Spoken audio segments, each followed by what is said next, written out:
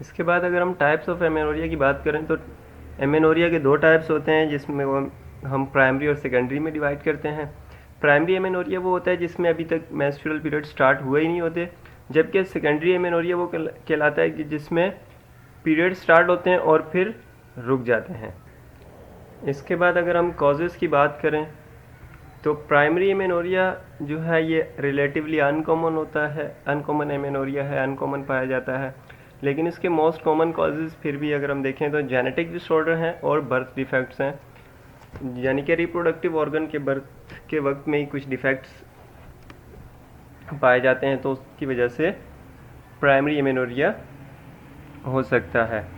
A birth effect of the reproductive organ that block the flow of the menstrual blood, यानी कि जो menstrual blood के flow को रोकते हैं। उसके बाद अगर हम सेकेंडरी एमेनोरिया की बात करें तो सेकेंडरी एमेनोरिया के कॉजेज़ में प्रेगनेंसी है, ब्रेस्ट फीडिंग है, मेल फंक्शन ऑफ हाइपोथैलेमस है, हाइपोथैलेमस का ठीक तरीके से काम ना करना, पॉलीसिस्टिक ओवरी सिंड्रोम है, यानी कि ओवरी में अगर कोई सिंड्रोम सिस्टिक सिंड्रोम है उसकी वजह से प्रीमेच्योर मेनोपॉज हो सकता है, प्राइमरी ओवेरियन इनसफिशिएंसी जिसको हम कहते हैं, malfunction of pituitary gland या थायराइड ग्लैंड की वजह से हो सकता है, यूज़ ऑफ सर्टेन ड्रग, कुछ ऐसी ड्रग्स हैं जिनकी वजह से ये हो सकता है। अगर हम डायग्नोसिस की बात करें तो इन द गर्ल और women of child bearing age the first test is pregnancy test. Pregnancy first of all तो ये पता चला जाए कि आया कि एमेनोरिया के कॉजेज़ में कोई प्रेगनेंसी तो नहीं है। अगर प्रेगनेंसी वैसे एमेनोरिया हो रहा है तो उसके लिए सबसे पहले मालूम करने के लिए पेशेंट का प्रेगनेंसी टेस्ट करवाते हैं, फिर उसके बाद ब्लड टेस्ट करवाते हैं हार्मोनल लेवल चेक करने के लिए, फिर सीटी स्कैनर और अल्ट्रासाउंड वगैरह करवाते हैं ताकि जिससे हमें पता चले कि ओवरीज या एड्रिनल ग्लैंड में कोई ट्यूमर्स वगैरह तो नहीं है। Examination of chromosome in a sample of tissue to check for genetic disorder. Chromosomes के हम एग्जामिनेशन करते हैं जेनेटिक डिसऑर्डर को मालूम करने के लिए। यूट्रस और फ्लोपियन ट्यूब्स को हम चेक करते हैं, उसकी इमेजेस लेते हैं हिस्टीरोस्कोपी या हिस्टीरोसल्फेंजियोग्राफी के ज़रिए। इनमें चेक करते हैं कोई ब्लॉकेज वगैरह तो नहीं है इन दोनों ऑर्गन्स में, इसकी वजह से भी एमेनोरिया हो सकता है। अगर हम ट्रीटमेंट की बात करें तो ऐसे hormones to trigger release of an egg ovulation of if pregnancy desire, तो हार्मोन दिए जाएंगे जो कि ओव्यूलेशन को ट्रिगर करें, सिम्टम को ट्रीट किया जाएगा। उसके बाद बॉडी हेयर्स को जो है वो कम से कम किया जाएगा, बॉडी एक्सेसिव बॉडी हेयर को जो है वो रिमूव किया जाएगा। इसके बाद अगर थर्ड टाइप की अगर हम बात करें तो मेंस्ट्रुअल क्रैम्प्स हैं। Menstrual cramp are the pain at the lowest part of the torso, यानी कि pelvis, a few days before, during और after a menstrual period. Menstrual period से कुछ दिन पहले या कुछ दिन बाद जो है lowest part of the pelvis में जो है वो पेन होगा। The pain tend to be most intense about 24 hours after periods begin and to subside after 2 to 3 days, यानी कि पीरियड्स के स्टार्ट होने से 24 घंटे पहले और इसके ख़त्म होने से के 2 या 3 दिन बाद तक ये पेन जो है वो सीवियर पेन होता रहेगा लोएस्ट जो है वो पेल्विक पार्ट में।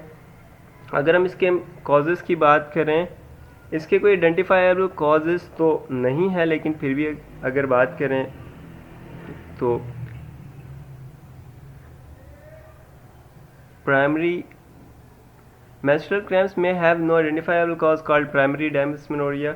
इसके कोई स्पेसिफिक या आइडेंटिफाएबल कॉज नहीं है, लेकिन फिर भी अगर हम रिलेट करें तो result from another disorder called secondary dysmenorrhea. Secondary dysmenorrhea की वजह से हो सकता है। Primary dysmenorrhea by release of substance called prostaglandins during menstruation, primary dysmenorrhea की वजह से हो सकता है। Secondary dysmenorrhea is commonly cause by endometriosis, fibroids, adenomyosis, इन तमाम वजूहत की वजह से हो सकता है।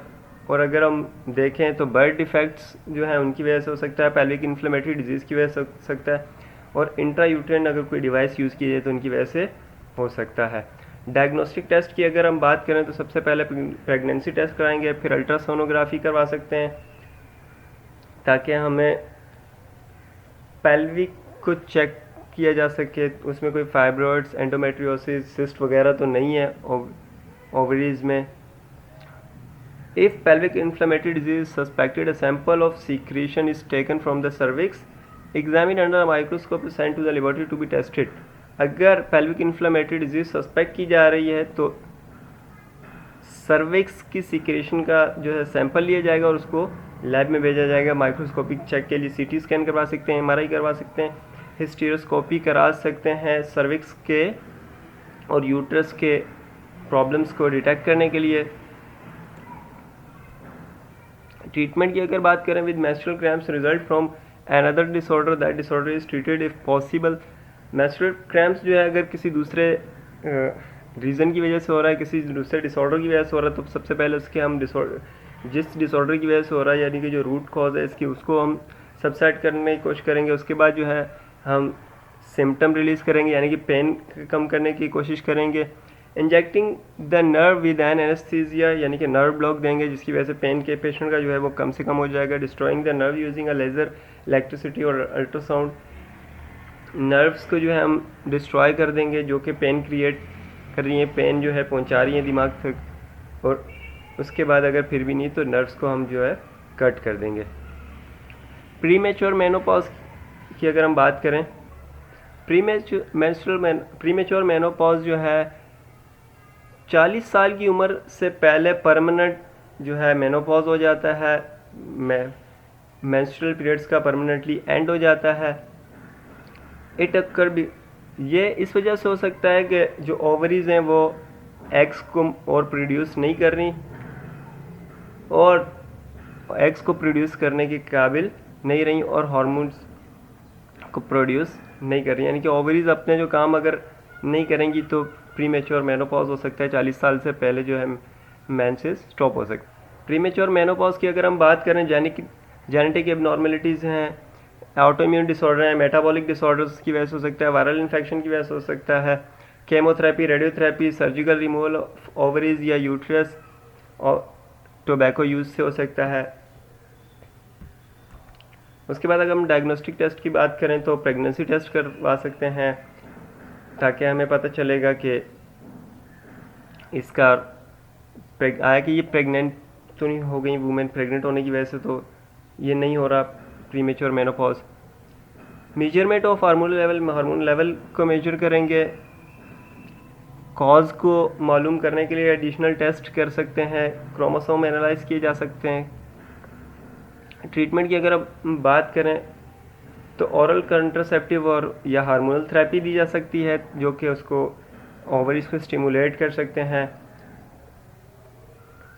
अगर प्रेगनेंसी डिजायर्ड हो। If women with premature menopause do not wish to become pregnant, they are given one of the following: birth control pills that contain estrogen and progestin, hormone therapy that contain higher doses of estrogen taken every day, and a progestin or progesterone taken for 12 to 14 days each month. अगर female जो है वो pregnant नहीं होना पा रही तो इन दोनों में से बर्थ कंट्रोल पिल्स या हार्मोन थेरेपी उनको दी जाती है। These treatments are typically taken up until about age of 51 years. 51 years तक ये जो है ट्रीटमेंट दी जा सकती है। अगर उसके बाद देखते हैं, उसके बाद प्रीमेंस्ट्रुअल सिंड्रोम है, 5वीं को जो है इसकी टाइप। प्रीमेंस्ट्रुअल सिंड्रोम फिजिकल और साइकोलॉजिकल सिम्टम है जो कि मेंस्ट्रुअल पीरियड स्टार्ट होने से कुछ दिन पहले स्टार्ट हो जाती है और मेंस्ट्रुअल पीरियड के स्टार्ट होने से कुछ घंटे पहले ये फिजिकल और साइकोलॉजिकल सिम्टम जो है वो ख़त्म हो जाते हैं। अगर हम इसके कॉजेज़ की बात करें तो एस्ट्रोजन और प्रोजेस्टेरोन हार्मोन की लेवल की फ्लक्चुएशन की वजह से हो सकता है। Some women have a genetic makeup that makes them more susceptible to post menstrual syndrome. Some women may have a genetic makeup that makes them more susceptible to premenstrual syndrome. कुछ females ऐसी हैं जिनको premenstrual syndrome ज़्यादा मिकदार में हो सकता है। Serotonin level tend to be lower in women with premenstrual syndrome. Females में जो है सेरोटोनिन लेवल जो है कम हो सकता है आयरन, मैग्नीशियम और